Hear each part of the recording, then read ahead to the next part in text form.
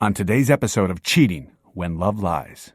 My guest today, whom we'll call Victoria, was emotionally and physically abused by her boyfriend. What began as incidents of grabbing and pushing escalated into violent beatings. Victoria said, I never deserved that, and I allowed myself to become okay with it. But it wasn't until Victoria eventually married this boyfriend, oh yes she did, that she became aware of his cheating. Join me to find out what helped Victoria emerge from this nightmare to restore her life as a healthy, independent mom.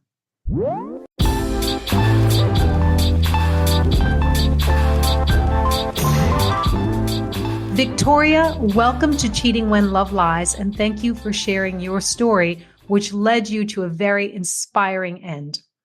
Thank you. Thanks for having me. You were in a rather abusive relationship, both emotionally and physically. Describe for us the nature of that physical abuse. The nature of the abuse could be anything, anywhere between him cornering me in the bedroom and him being twice my size and me not being able to get away from him. So it started with just some physical intimidation, which eventually led to him putting his hands on me. His hands around my neck was one of his favorite go-to maneuvers to try and control me, up to pushing me against the cabinets, picking me up and dropping me on a counter, leaving bruises on the back of my legs. There was a variety in his choice of control, or his choice of abuse. It would depend on his mood and the circumstance and the environment. Was there any alcohol or drugs involved in this? At the time, he was drinking a tea called kratom, which I've learned is very addictive. Apparently, it's as addictive as heroin, which he had used to help him stop taking prescription pills. Prior to the kratom, he had been taking painkillers pretty regularly. He was able to manipulate different doctors into writing multiple prescriptions at a time. And he also did drink alcohol. Why was he on these prescriptions to begin with? Well, he was in the military and he never was in combat. He was actually sent to, I think, Japan and Thailand and was primarily in more of an office environment. But I feel he took the history in the military and was able to leverage that with his providers in the States when he came home.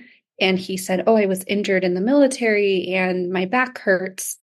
He would say that he had a lot of back pain, and that's how he was able to obtain the prescriptions. Mm-hmm. Did you have children in the home at the time when there was this physical abuse you just described? Yes, he had a son from a prior marriage, and I had a daughter. I have a daughter from a prior marriage as well, and then he and I together have a son. I remember a specific instance where I was actually holding our baby, and he put his hands around my neck, and that was really scary. Mm-hmm. Why do you feel at the time you stayed, although there was physical abuse to you that was being witnessed by the children, including your own, that you had together? What I reflect on now is it was very cyclic. The tension would build. There would be friction in the house, tension, and it would hit a point, and then it would explode, and there would be an explosive argument. And then something physical would happen. And then it was almost like the pressure was gone and everything finally settled down. And we would enter into what's known as the honeymoon phase, where he would be extremely apologetic and would be so sweet and so kind and beg for me to stay and beg for us to work on things. And that it just created this dynamic between us, where there would be tension. I would feel fearful, and all I would want is for him to come around and be kind and stop acting the way that he was acting. And then there would be this event, and then he would be the man that I loved. And he would be that man for days or weeks. It used to be weeks or months at first. He would be so sweet and loving and kind. I remember one time, I think it was after the first time he put his hands around my neck, he bought me a car. So there was usually some kind of grand gesture. Yeah. And it created, what I've learned from it is it basically creates an addiction in my brain of this extreme expression of cortisol, and then the dopamine and oxytocin. I mean, there's a whole science behind it. You said there were events that would cause the explosion. Typically, what type of event would it be? So, I mean, it could be anything where he was unhappy about anything, and it just built and built and built, and he would take it out on me. Mm-hmm. I was somewhat of the release as far as his pain and frustration and unhappiness. I remember one morning we were getting ready to take family photos, and it was stressful, and he asked me a question and I responded, and I was a little stressed, and I just said, I don't know, why don't you ask her yourself, or something like that. He didn't like the way that I spoke to him. And I was not allowed to ever speak to him in a tone of frustration. I was never allowed to be stressed. I was never allowed to speak to him in any kind of disrespectful manner. Excuse me for interrupting. When you say not allowed, draw for me the picture of what that means. I would get abused. Okay. So he,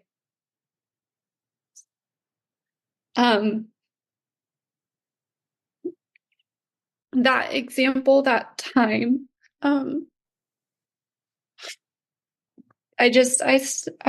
was snippy back, and I said, I don't know, why don't you ask her yourself? Or you could tell I was frustrated or a little irritated, or just not my perfect, happy, submissive wife that he wanted me to be. And he grabbed me by the shoulders, and I got thrown down to the ground in our closet for making that comment. Where did it go from there? Did you get up and do the photos, or? So from there, that was the first time that had happened, that I got thrown down. Prior to that, it had just been him grabbing my wrist or cornering me in a room and intimidating me, him putting his hands around my neck. Right. I'm just going to intervene and say you use the word just. Isn't that terrible? And I want to note that is very egregious. No, I'm not faulting you. It's terrible. But just for any listeners, no, well, it's the state of mind that you were in at the time. And He downplays it. He'll say that I put my hands around your neck, but I didn't strangle you. So it's created this narrative in my own head. Right, a hierarchy of abuse. Yes. Right. You're very, very emotional. Yeah, I'm feeling really sad that I endured this, that I experienced this, and that I never deserved that. And I allowed myself to become okay with it because of I was so afraid of the alternative. Which was what in your mind? To not be with him. It always felt like I could explain his stress away. I felt like I could, he was just on the brink of always being the good man that I knew that he could be. And during my entire pregnancy with our son, he was so wonderful. He was so wonderful. He was never verbally or physically intimidating. The only incident that I can remember specifically about from our pregnancy was there was a time that I just felt very overwhelmed by him. My intuition was telling me, hey, something is off here. He was very, very controlling, and it scared me. And I told him, hey, I think maybe we should pump the brakes and just slow down. I just thought I need some space. I need to breathe. And I wanted to just see him less and, focus on myself, focus on just not being in a stressful environment and arguing with someone. And I remember him telling me that we would need to put the baby up for adoption if we weren't going to be together, which was just outrageous to me. Were you threatened by that comment, or did you find it ridiculous? I just found it very ridiculous, and it made me feel, I just don't think that my ability to raise my own child is up for debate, depending on our inability to get along. The status of us as a couple should not determine whether or not I raise my own child. So it felt very ridiculous. And it did feel threatening because Extraordinarily. it's a very odd comment to make, in my opinion. You're one of 12 children. That is correct. Is there anyone in your family or brothers, sisters, or parents responding to what's going on, or do they not know? At that time, they did not know. They didn't know for a long time. So you have 11 brothers or sisters. Are your parents both surviving? Are they with us? Yes, they're with us. So there's 13 people and none of them knew. You didn't tell them. At that time, no. Mm-hmm. And why did you choose not to tell them? I felt like I understood in a way that nobody else did. And I felt like he just needed help and that I needed to stand strong for him so that he could be the version of him that I had seen all the time instead of just part of the time. Eventually, did one of your brothers find out or suspect there was something untoward going on? Well, there was an Easter where I wore a dress and I had big bruises on the back of my legs. I specifically wore a longer dress, but if I moved a certain way, it would move and the bruises were visible. So my sisters actually noticed the bruises and I lied about the bruises. And some of my friends had also seen those bruises and I lied. Let's be specific. Your sisters noticed the bruises. What did they say to you? What happened? They asked me why these bruises were 3 inches across and 2 inches tall. They were large on the back of my legs. That's big. And so they said, indicating the bruises, what happened? And you said that I tripped and fell in our home gym and that I fell on top of some weights.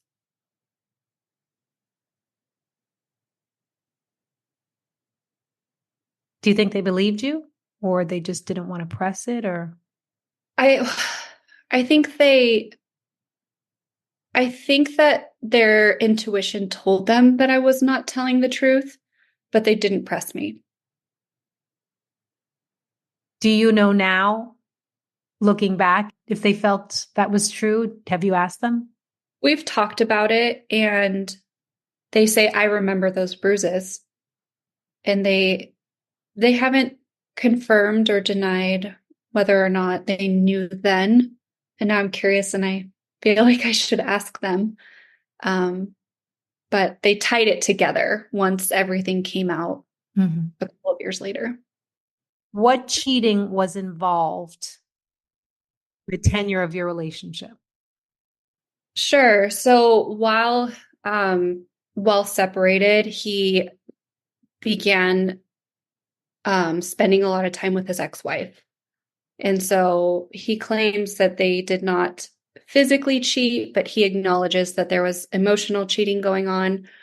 He would confide in her everything he was thinking and feeling about me. They would revisit the things that didn't work in their marriage, and they were just talking to each other a lot. And she was there for him and was supportive and kind and meeting his needs on an emotional level. And were you aware that they were talking, or this was all happening surreptitiously? I suspected it. He doesn't know how to be alone. He constantly needs this reassurance and connection and validation from a woman. And when he wasn't receiving it from me, I had a suspicion. My intuition told me that this was happening. And then anytime I was around him, she would call him or she would text him, and it was just very odd. And I would look at him and say, "Why is she calling you again?" "Oh, she invited you to Christmas to go look at Christmas lights. You're going to go look at Christmas lights while simultaneously going to anger management and church and begging for me to forgive you and to work this out with you. But you and your ex-wife are going to go look at Christmas lights." Okay, that doesn't make sense to me. Once you got back together and then eventually decided to marry, was she still in the picture, or how did she disappear from the picture? She decided to move across the country. Okay. Mm-hmm. So she disappeared physically. But it was an emotional affair. So there's a world in which they could have continued communicating online or on the phone, but they didn't. I believe that they did for a period of time. There had been a time that she had sent him a text message while we were on vacation together, and it just felt really inappropriate to me. And I had thought he and I had talked about it over and over and over again. And I said, "Hey, I thought this was done and that you two were not going to continue this type of relationship anymore." And we got into a fight, and I actually was abused by him that night because I was upset about the text message. Let's move forward to you decided to move back in, you get married. When does it start to fall apart again, or does it? So we got married. We bought the big house with 5 acres. We got the goats and the chickens. We had the barn. Our dream, basically, the dream that he and I had always talked about, we made happen. It was a beautiful, beautiful night. It was a beautiful season of my life. We had it. We had it all. It felt.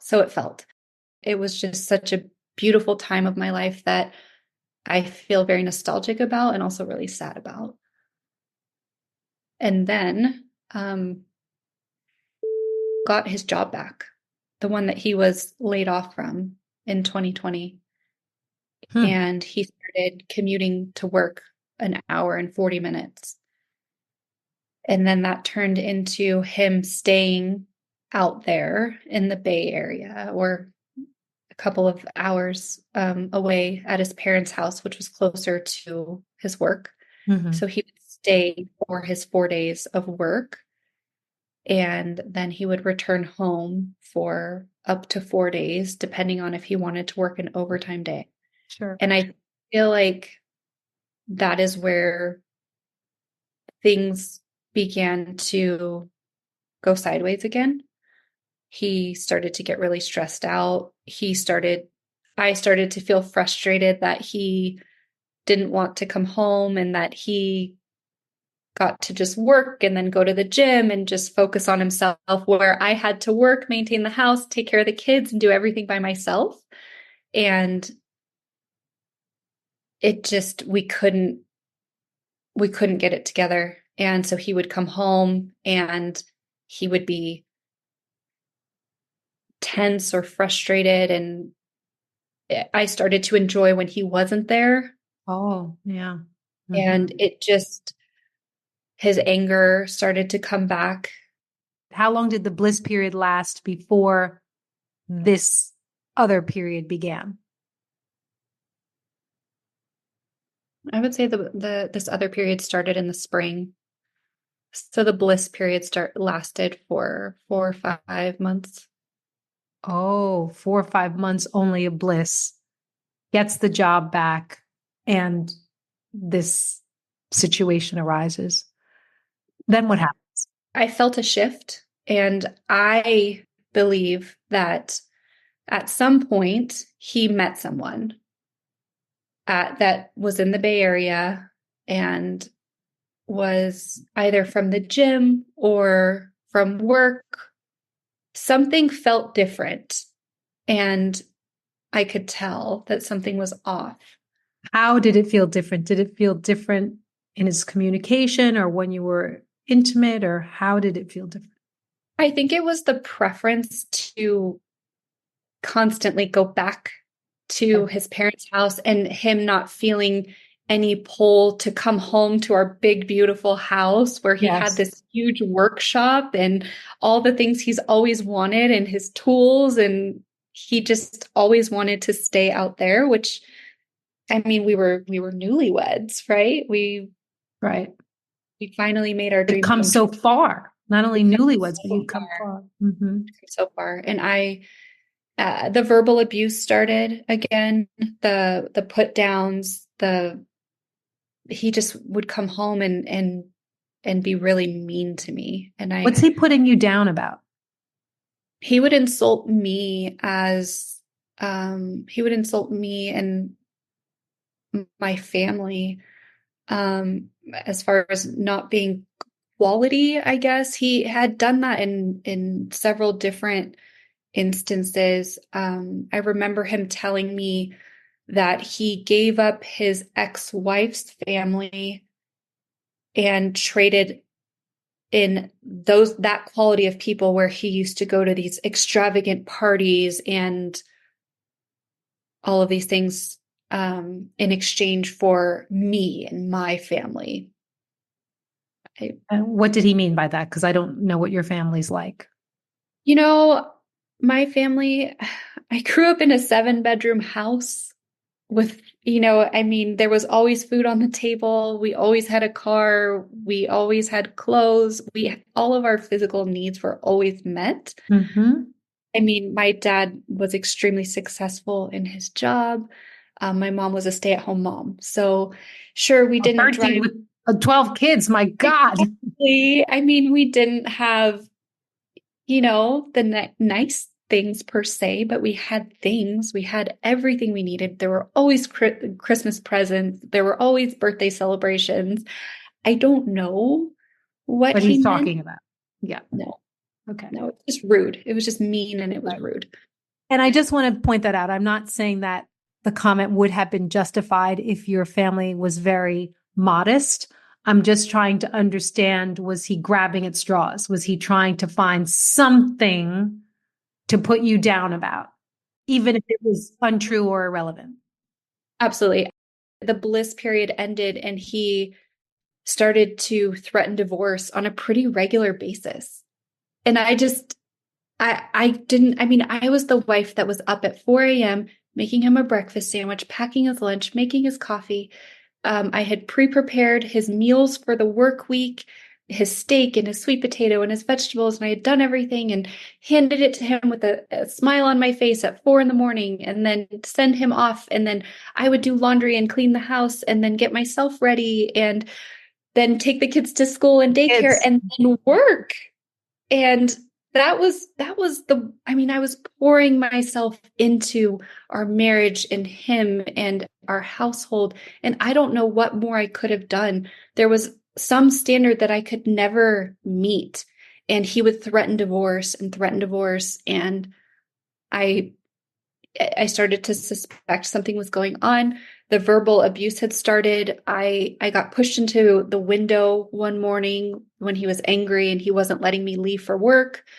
And I couldn't, we got to a point where over that summer, he had threatened divorce over and over. And then we were at a family barbecue and and at this family barbecue, his family, everyone was telling him how much they loved his wife. Like, wow, we love her. She's so wonderful.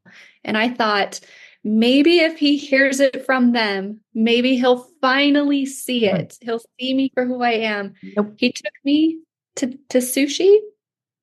And then he said, I just wish we could get divorced and just be nice to each other. And I said, okay. And that was it. What do you mean that was it?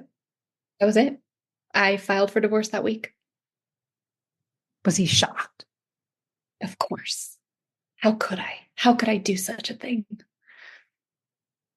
Take me to that conversation. He got served or? How did it happen? I want to know I want to hear how he's reacting when he finds out or gets served. Oh, I've got stories about that. So we were at sushi and it was his idea. And then I just told him I wanted to leave and I left the restaurant peacefully.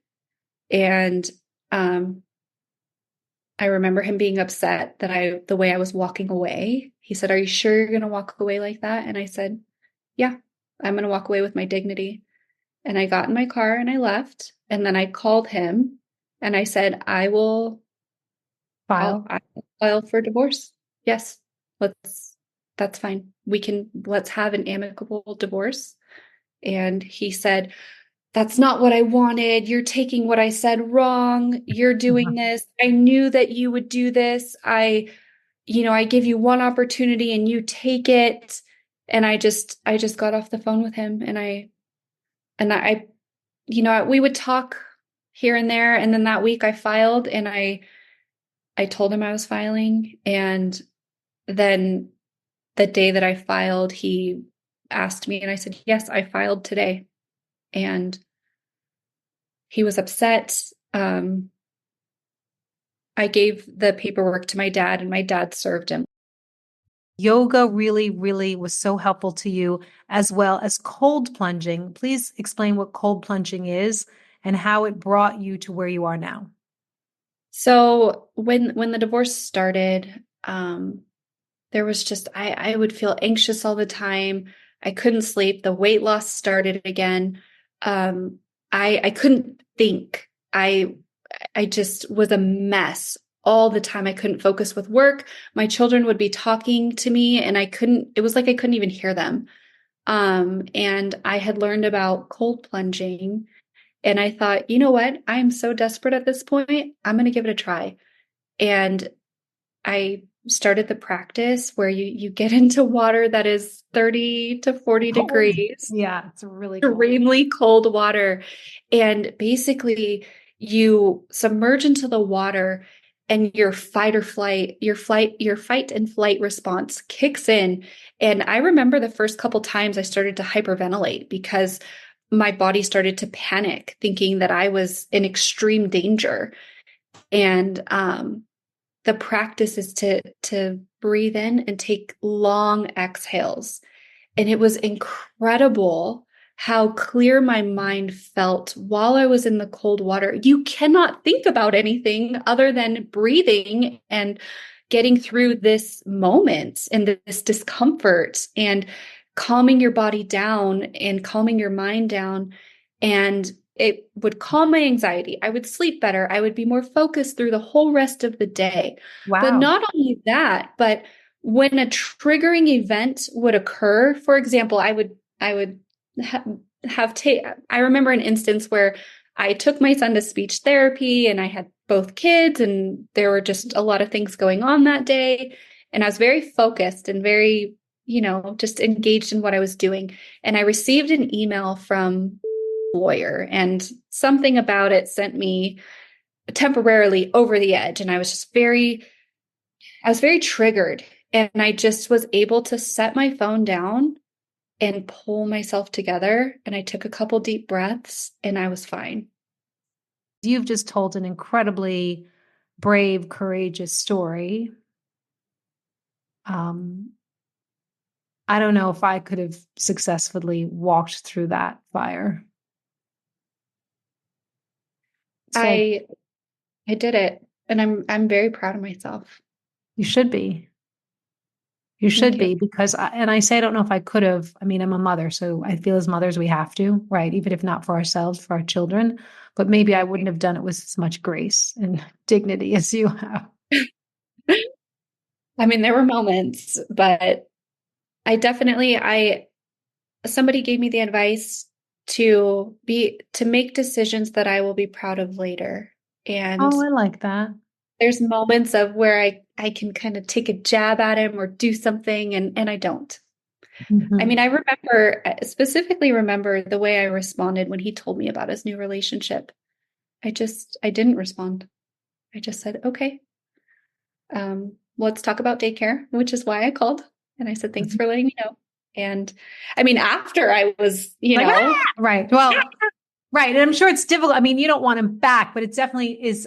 It's somehow or another, it hurts when you feel like the be person you had. replaced, right? Yes. I think that there's a part of me that wants him to look back and say, what did I do? Oh my goodness, she's the best thing that's ever happened to me. My life was complete with her, and I am a screw up and I ruined it and I want to fix it. I think any person wants that validation. Yeah, I understand that. And he might.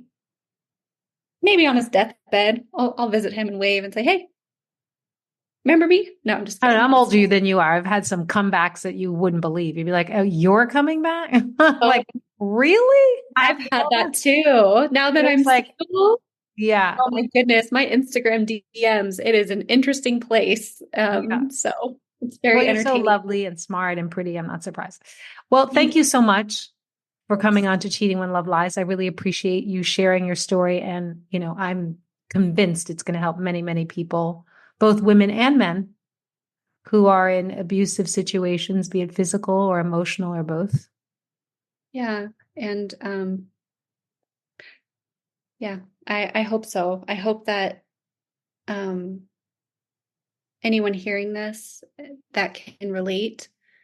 One thing that I want to say is listen to your intuition. If something feels off, it's off. It is off. Your body knows. And listen to yourself, seek out support, because you're worth it and you deserve better. I feel like every episode ends the same way. Listen to your intuition. It's uncanny. It's uncanny. It's awesome. All roads lead back to, I had a feeling, I had a thought, I knew. That happened to me recently. Something happened, and I remember I was so wrought up, like I could barely breathe. I was like, this is not right. There's something wrong. I know that feeling. Yeah. I know it. Thanks so much. I appreciate it. Of course. Thank you. Thank you for coming on to Cheating When Love Lies. Thank you for listening to Cheating When Love Lies. Please continue to subscribe, rate, and share. And I always love to hear from you at jillianhamilton.online. Thanks so much for listening. See you next time.